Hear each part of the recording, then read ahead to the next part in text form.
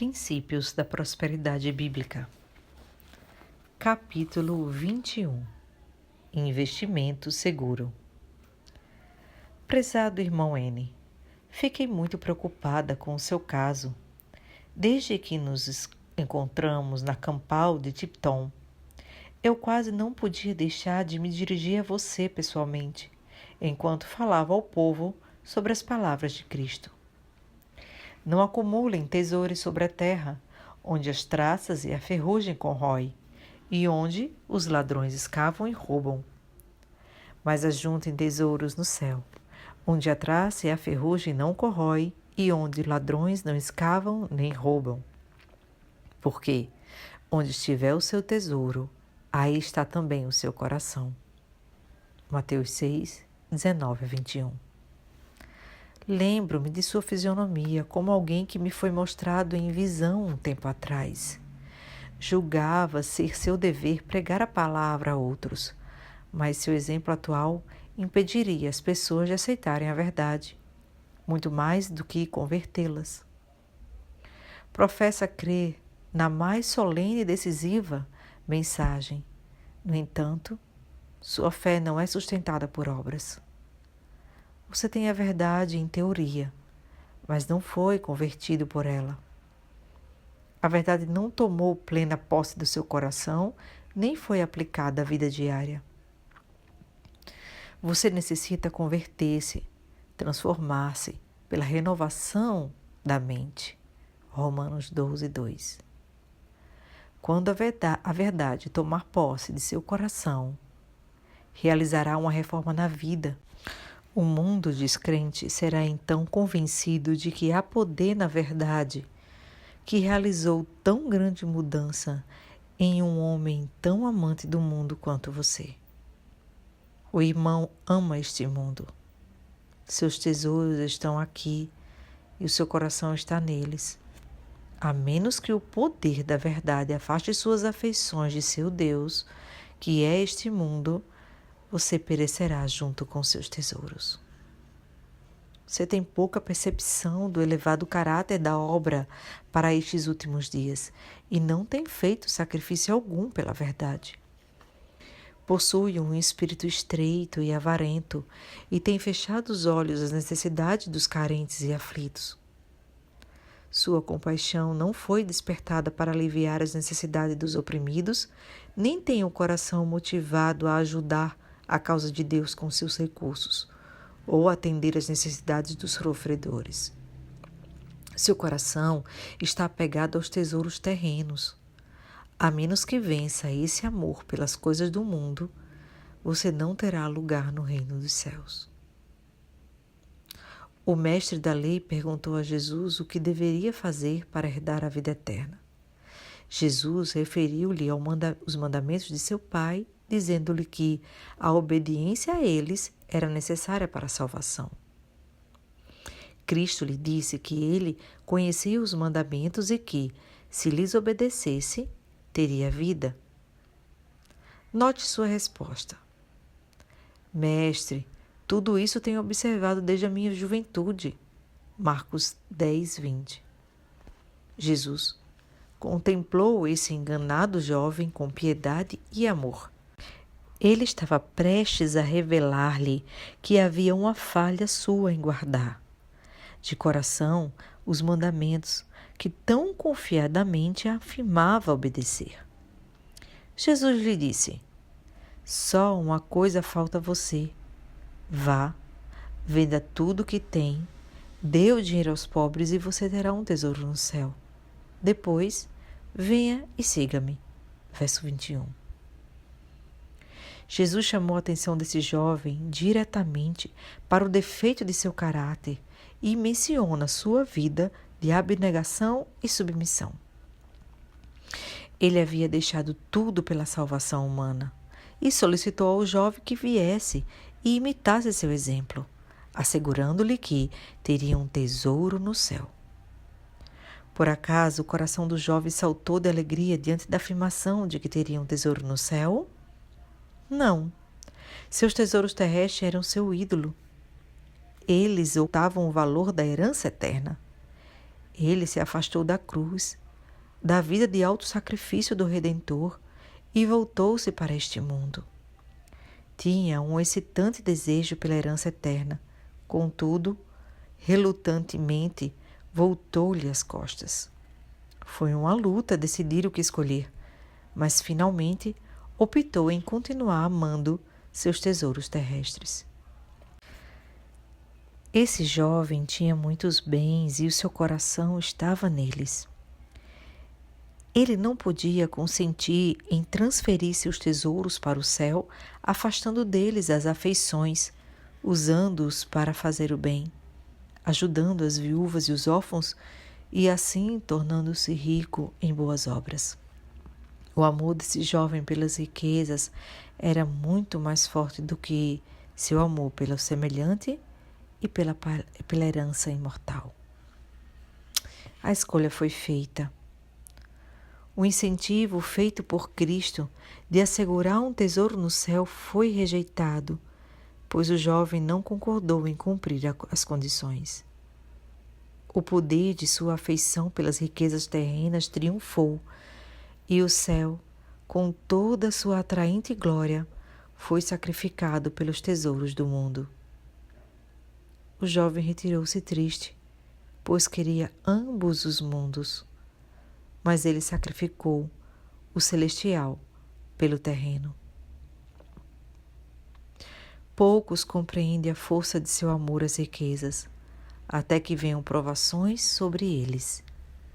Muitos que professam ser seguidores de Cristo mostram então que não estão preparados para o céu.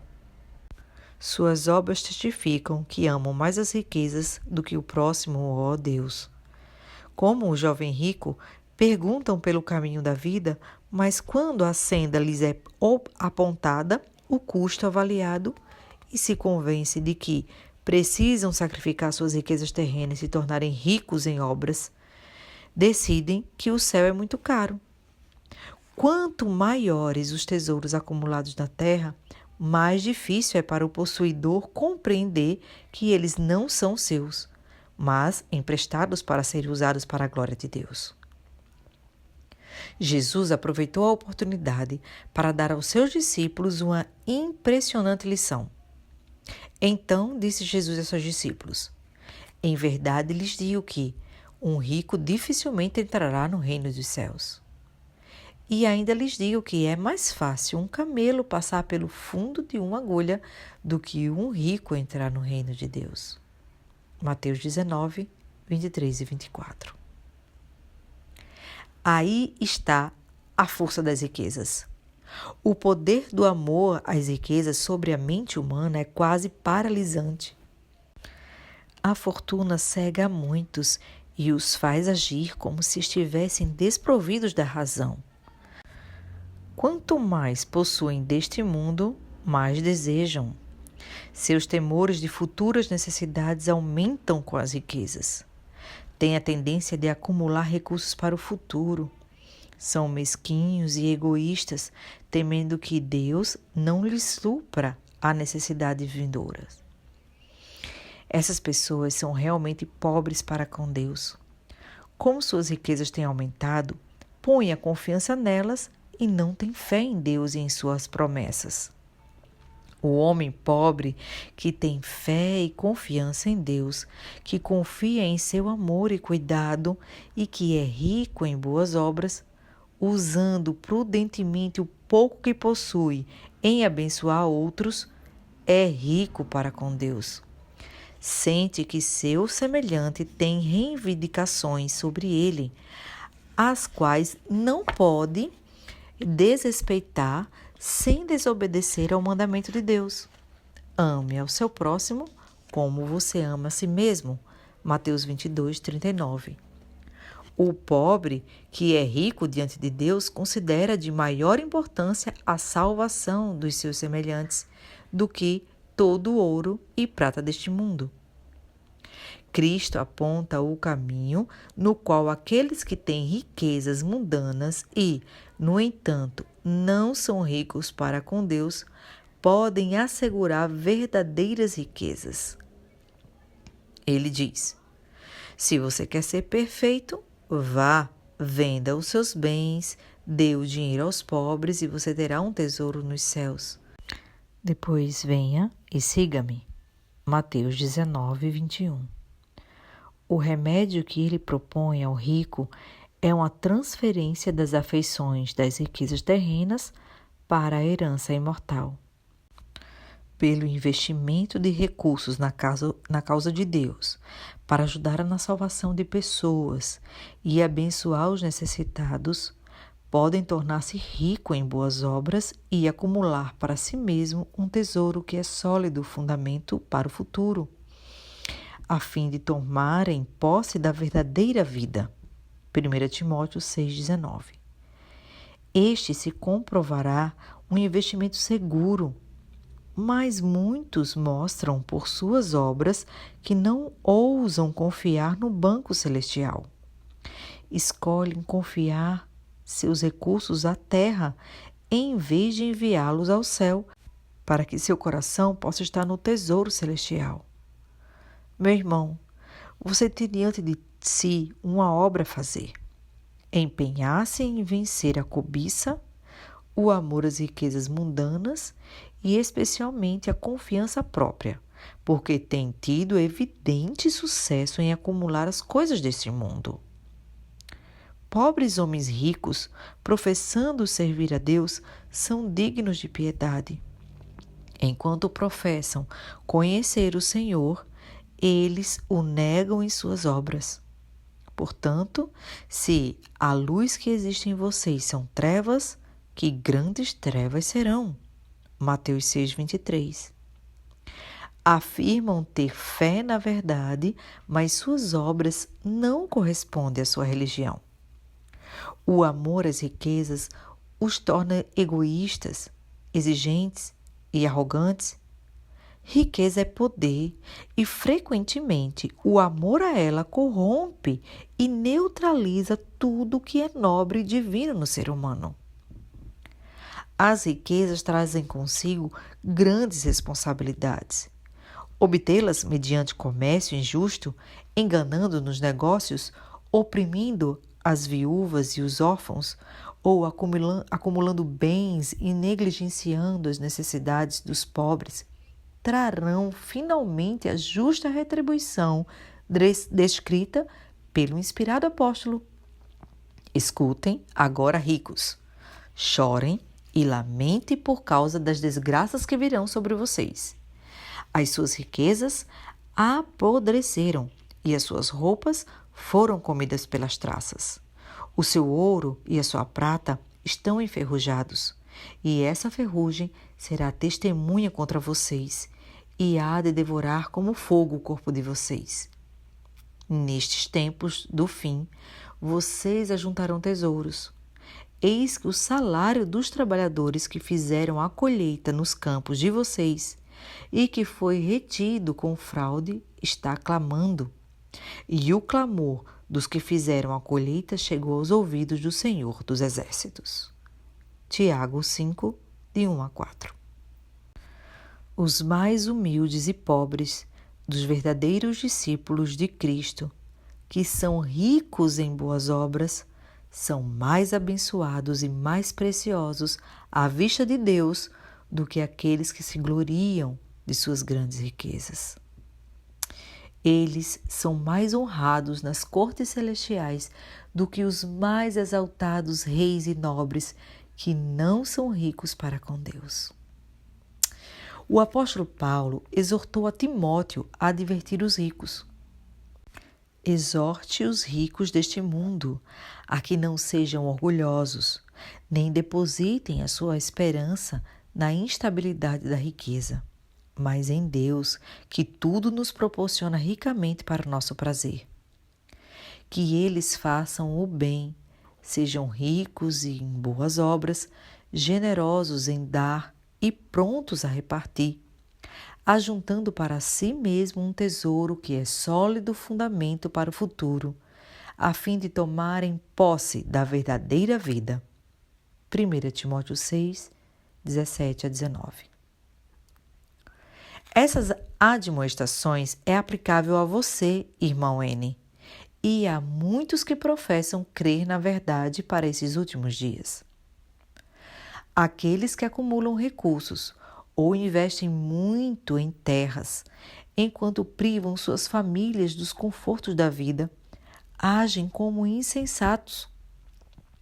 Estes não permitem que os de sua família usufruam as coisas que Deus ricamente lhes tem concedido. Apesar de possuírem grandes posses, suas famílias são frequentemente compelidas a trabalhar além de suas forças para economizar mais recursos a serem acumulados. Cérebro, ossos, músculos são sobrecarregados quase ao máximo a fim de acumularem recursos. E a religião e os deveres cristãos são menosprezados. Trabalho, trabalho, trabalho é a ambição, desde o amanhecer até a noite.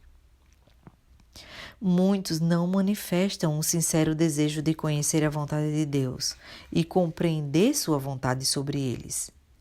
Os que procuram ensinar a verdade a outros não obedecem à palavra de Deus. Quanto mais mestres desse tipo a causa de Deus tem, menos próspera ela será. A maioria daqueles a quem o Senhor confiou riquezas não percebe que está trabalhando contra os próprios interesses eternos, por reter de forma egoísta suas riquezas. O apóstolo lhes mostra que, tornando-se ricos em boas obras, estão trabalhando para si mesmo. Estão depositando para si, acumulando no céu um tesouro para a vida eterna.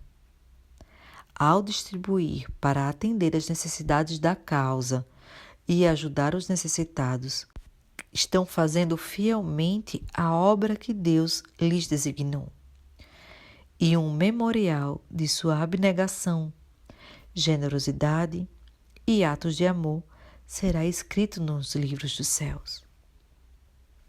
Todo ato de justiça será imortalizado, embora aquele que o pratica não sinta que fez alguma coisa digna de atenção.